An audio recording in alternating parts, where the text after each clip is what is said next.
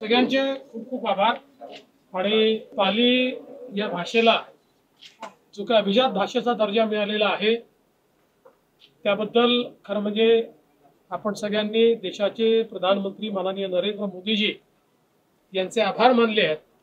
त्यांच्या वतीनं आपण माझा हा सत्कार केलेला आहे, त्यामुळे त्यांच्या वतीनं हा सत्कार मी स्वीकारतो आणि आपला सत्कार आणि आपले आभार हे मी त्यांच्यापर्यंत पोहोचवतो।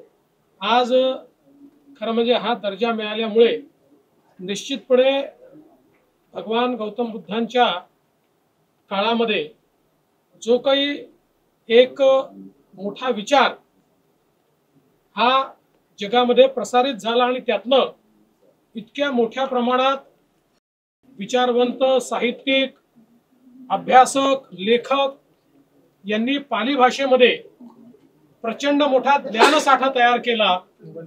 तो ज्ञानसाठा पुढच्या पिढ्यांना उपलब्ध होण्याकरता हा अभिजात भाषेचा दर्जा मिळाल्यामुळे त्याचं संवर्धन करण्याकरता, त्याच्यावर संशोधन करण्याकरता प्रचंड मोठी मदत होणार आहे। आणि हा प्रचंड मोठा ज्ञानाचा साठा पुन्हा एकदा जगाला उपलब्ध होणार आहे।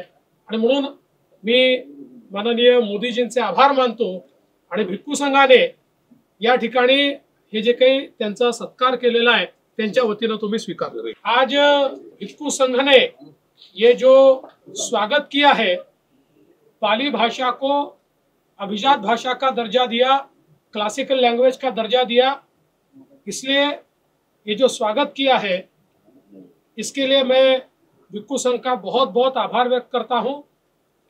और विशेष आभार व्यक्त करता हूं हमारे प्रधानमंत्री माननीय नरेंद्र मोदी जी का, जिनके कारण ये दर्जा यहाँ पर मिला है। और उन्हीं की ओर से मैं ये स्वागत स्वीकारता हूं। हम सभी जानते हैं कि महाकारुण्य तथागत भगवान गौतम बुद्ध जी के काल में जिस प्रकार से ज्ञान युक्त साहित्य तैयार हुआ, विचार तैयार हुआ, जिस प्रकार से अलग प्रकार का संशोधन हुआ, जिस प्रकार से ज्ञान का प्रसार हुआ, वो सारा ज्ञान हमारी अगली पीढ़ियों तक पहुंचाना जरूरी है। और इसमें पाली भाषा का एक अपना बहुत महत्वपूर्ण योगदान है।